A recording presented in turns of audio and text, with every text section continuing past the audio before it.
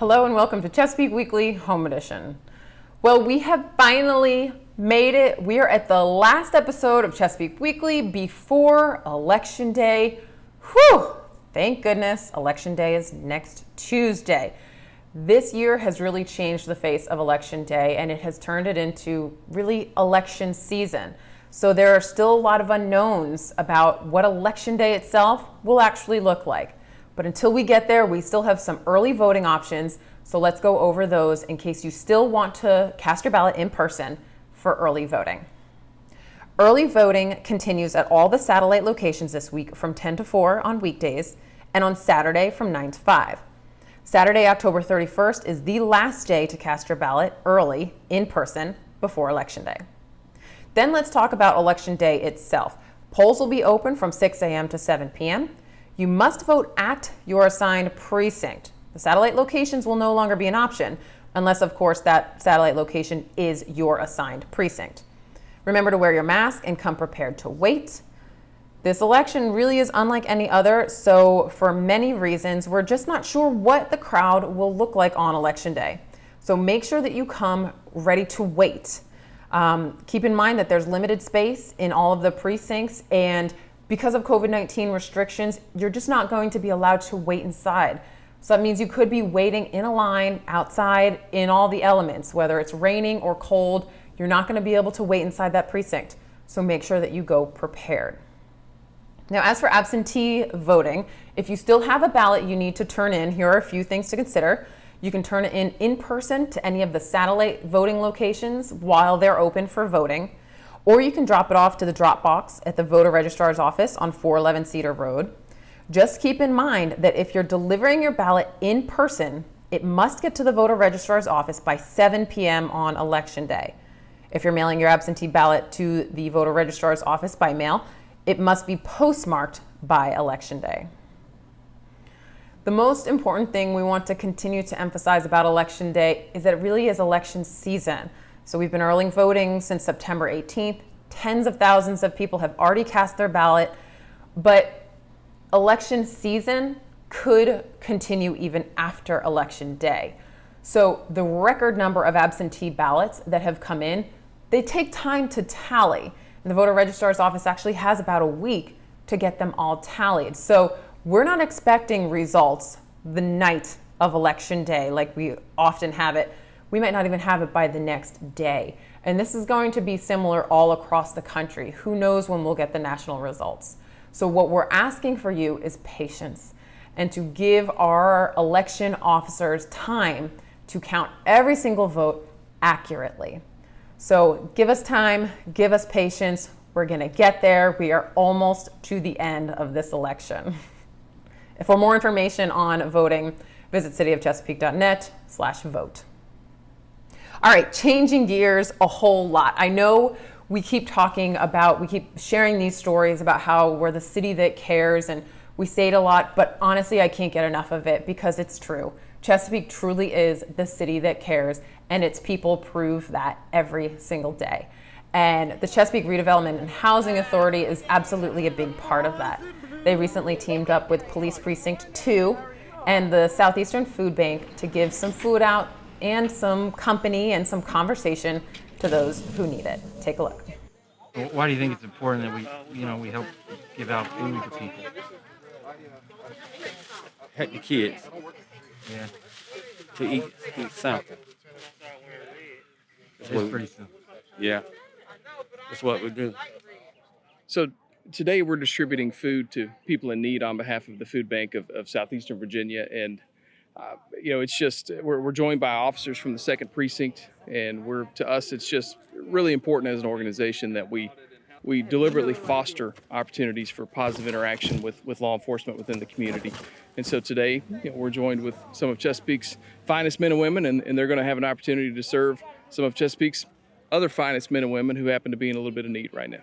Anytime we get an opportunity as the police department to have what I refer to as a positive community encounter, we want to seize those opportunities. We want folks to be able to get a chance to come out, meet our officers. We're here under a positive, for a positive thing.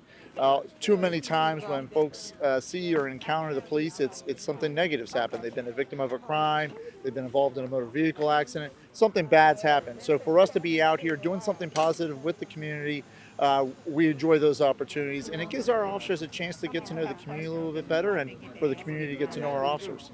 So these are the food boxes that I deliver to the persons in the community that may have medical issues, or they may not be able to get out in the community.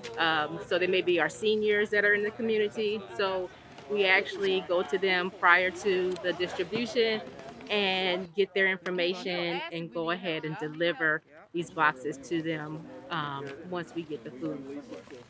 So everyone who comes today, they're going to get non-perishable food. They're going to get fresh produce. No questions asked. There's no sign up or anything. We're also interacting and talking about a number of other services. And we've got free masks for anyone who needs PPE. And how's this for a great transition? This week it's National First Responders Day.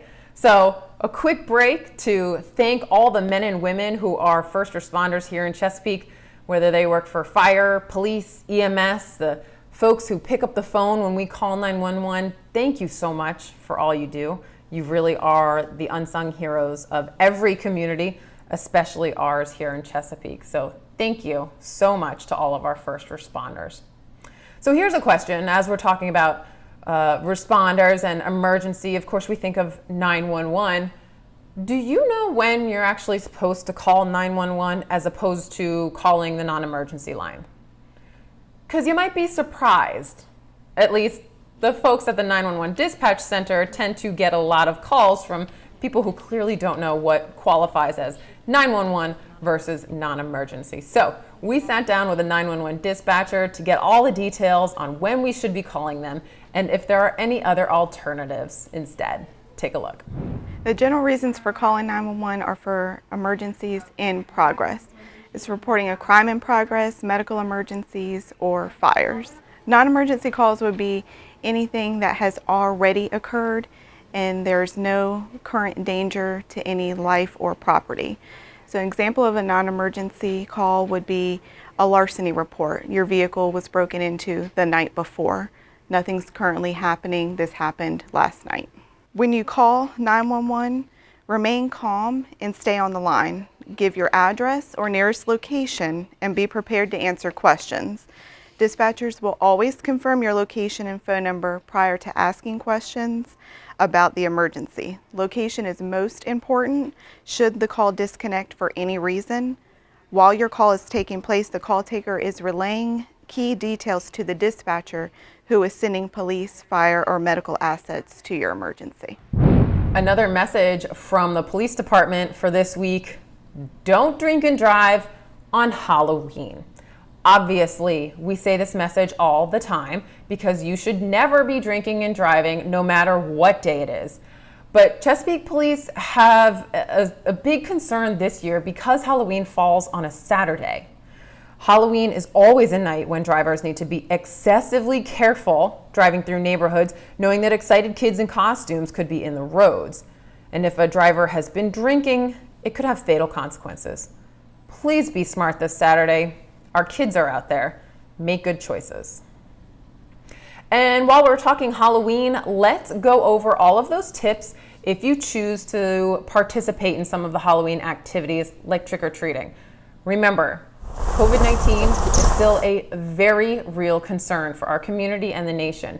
So if you're going to participate, please follow these tips. Wear a cloth mask. Costume masks may have holes or might not fit snugly or cover both nose and mouth, so they won't provide the necessary protection. So stick with those cloth masks.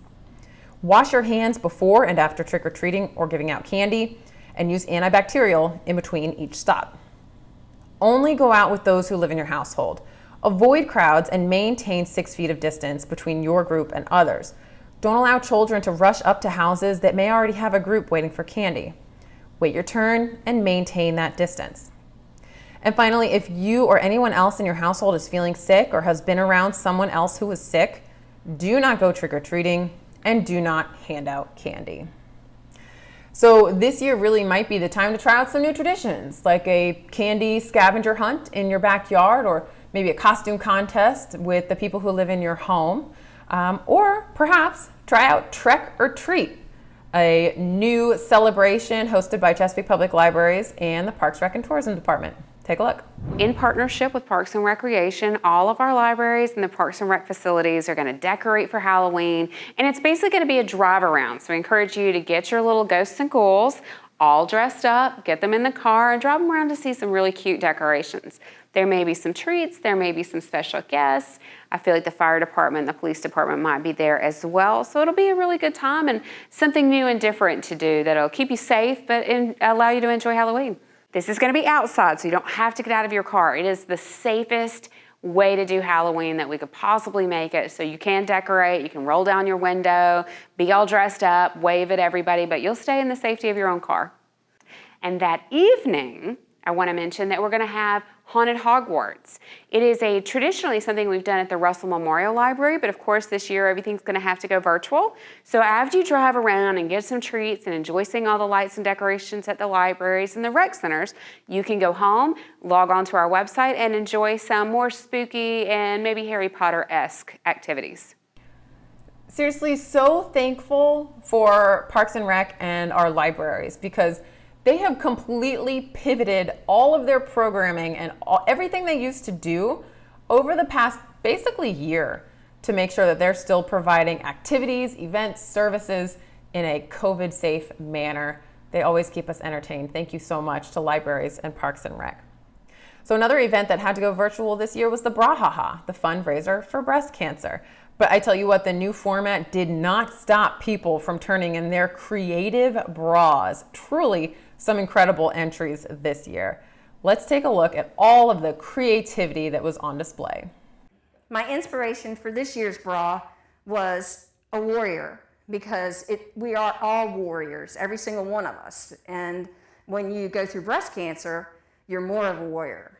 And so I think I pretty much got that point across. When you see it, you're looking at a warrior. Whenever I go to design a bra, I watch a lot of videos, and I think of one idea in my head, but then I have to research it and I have to figure out how to make it. I had no idea how to make this. I had to watch a lot of videos, and here she is, the warrior. In our bathroom at the office, there is a sign that says no wipes in the pipes. And I thought, no bugs in the jugs. And I was joking, and everyone liked the idea, so that's what we did.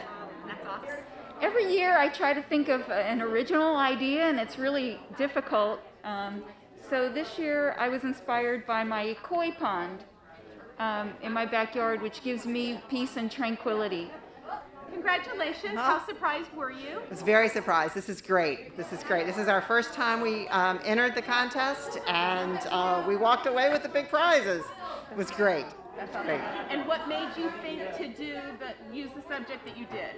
The dragon. Well, because I'm a Game of Thrones fan and the Dragon Queen. And so we started talking about that, and then it went to Dragon Warriors and fighting injustice, and so it was one of those talking, and then it just expanded, and this is where we ended up. All right. So why give the money back? You won it, you had it, why'd you give it back? Because my mother died from breast cancer, my aunt had breast cancer, and like our inspiration, I think absolutely every woman should have access to a mammogram. See the beautiful bras for yourself online by finding Brahaha on Facebook, or see them in person at the Dillards in Greenbrier Mall through November 1st, or at Center Court in Lynnhaven Mall, November 3rd through 10th. There's also now help available for nonprofits that have served Chesapeake residents affected by COVID-19. The city will be using CARES Act funding to award grants of up to $10,000 to nonprofits. Expenses can include operational costs or program costs for Chesapeake citizens affected by the pandemic. Deadline to apply is November 2nd. So to see if you qualify, find the link in the Spotlight section of the City of Chesapeake, cityofchesapeake.net. That's all we've got for this week. Everybody have a great and safe and healthy Halloween, no matter how you choose to celebrate. And we'll see you right back here again next week.